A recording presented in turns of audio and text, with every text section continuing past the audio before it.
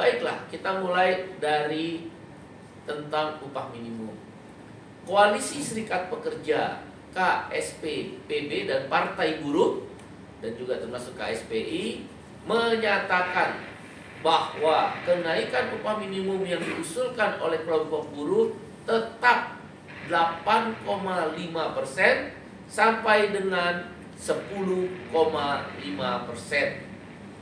Argumentasinya keputusan MK Mahkamah Konstitusi nomor 168 tahun 2024 yang menyatakan bahwa kenaikan upah minimum harus mempertimbangkan kebutuhan hidup layak dengan formula melihat inflasi, pertumbuhan ekonomi, dan indeks tertentu.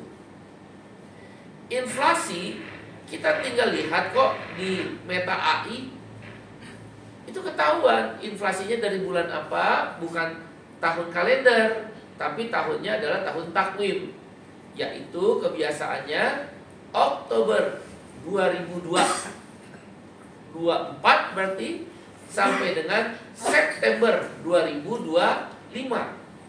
Nah, kalau kita lihat di Meta AI atau kita googling di websitenya BPS, perhitungan KSPPB ketemu angka inflasi adalah 3,26%.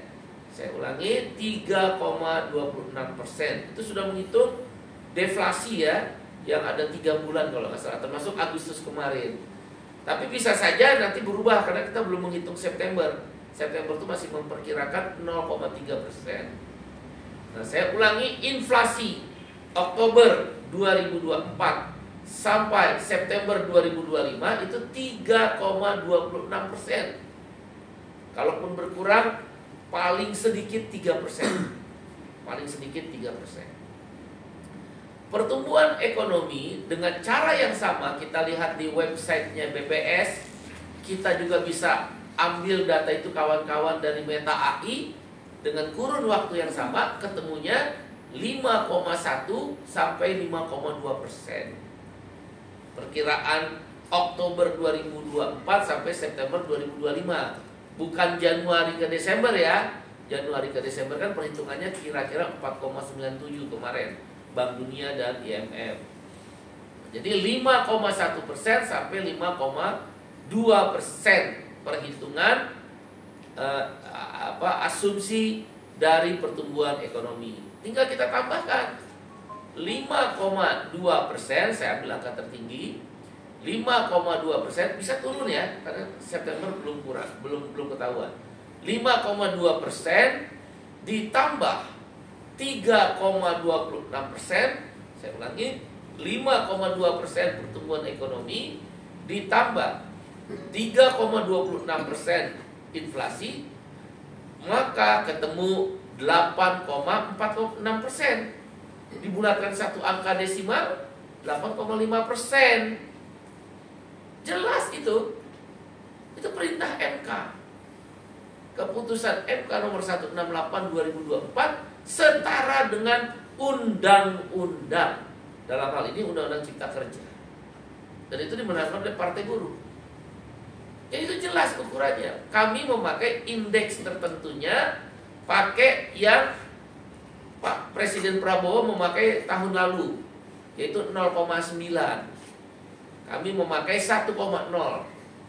Argumentasinya apa? Kan kata pemerintah, angka kemiskinan turun, angka pengangguran turun. Kan pemerintah sendiri yang bilang. Dengan demikian kami berpendapat indeks tertentu itu juga harus naik. Dari 0,9 tahun lalu yang diputuskan oleh Presiden menjadi 1,0 sebagai usulan dari kelompok buruh. Maka ketemulah 8,5%. Kenapa sampai 10,5%? Karena pertumbuhan ekonomi yang tadi saya jelaskan itu pertumbuhan ekonomi nasional. Sedangkan di setiap provinsi pertumbuhan ekonominya ada yang lebih tinggi dari nasional. Contoh, Maluku Utara itu 30%. 6 kali lipatnya, 5 sampai 6 kali lipat. Maka kami pakai indeks tertentunya 1,4. Kalau tadi indeks tertentunya 1,0. Kalau yang inflasinya di atas 20% karena bisa 4 kali, kami pakai 1,4.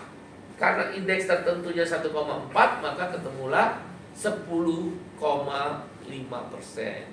Inflasinya tetap 3,26%. Pertumbuhan ekonomi ya tadi 20%. Tapi kan kalau kita pakai 20% tinggi sekali naiknya, maka kita tetap pakai pertumbuhan ekonomi nasional 5,2%, tapi indeks tertentunya yang kita rubah dari 1,0 menjadi 1,4, maka ketemu 10,5%. Jadi nggak mengada-ngada. Tujuannya apa? Meningkatkan daya beli, purchasing power. Kan faktanya bulan Agustus lalu, kemarin ya bulan Agustus 2025, deflasi. Deflasi itu artinya daya beli masyarakat termasuk buruh turun. Salah satu cara menaikkan daya beli adalah menaikkan konsumsi. Kalau daya beli naik, konsumsi naik. Kalau konsumsi naik, pertumbuhan ekonomi naik. Salah satu meningkatkan daya beli, upah dinaikkan pada tingkat yang wajar. Apa itu tingkat yang wajar? Ya rumus formula tadi.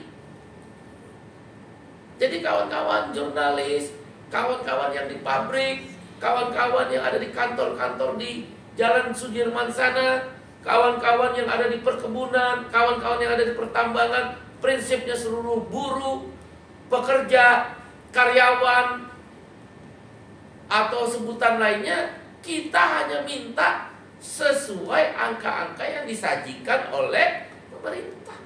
Titik. Kenapa pemerintah jadi kelabakan? Makanya menyajikan angka itu jangan ada tanda petik dugaan unsur rekayasa. Begitu disajikan dia ada implikasi kemana-mana. Ya, jadi kami tetap mengusulkan 8,5% sampai 10,5%.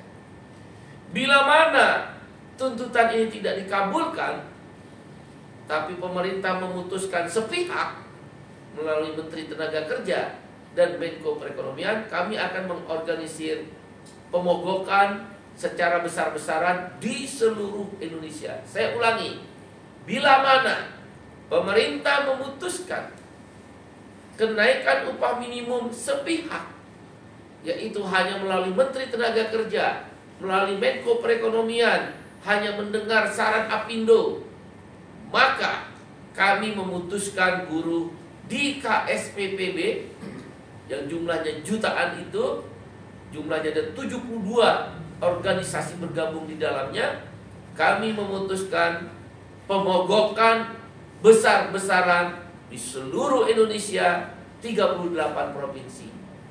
Kapan waktunya? Nanti kita akan umumkan. Pemogokan ini akan didahului dengan aksi-aksi di daerah yang bergelombang. Dan itu sudah mulai ada di Serang, di Bandung, ya, dan nanti akan diikuti di kabupaten-kabupaten kota lainnya yang jumlahnya 300 kabupaten kota lebih. Termasuk Partai Buruh tentu mendukung perjuangan kaum buruh tersebut. Itu yang pertama. Jadi aksi ini adalah aksi damai, aksi tertib, aksi yang anti kekerasan, anti anarkis. Karena itu pada seluruh buruh di Indonesia akan melakukan aksi perjuangan upah minimum.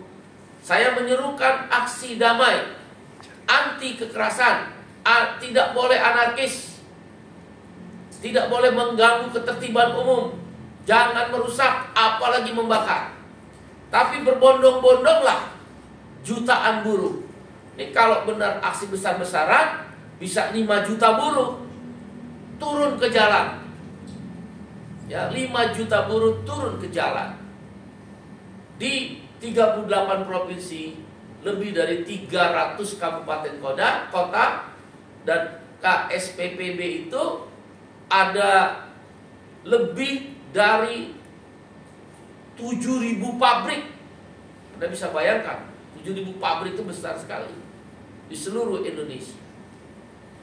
Sekali lagi, tidak boleh anarkis, tidak boleh mengganggu ketertiban umum, tidak boleh kekerasan. Bagi ada kelompok-kelompok yang melakukan aksi di luar buruh, kami nggak bertanggung jawab. Ya, aksi kami terorganisir, damai, tertib, hanya berjuang tentang salah satunya adalah tentang kenaikan upah minimum 8,5% sampai dengan 10,5%.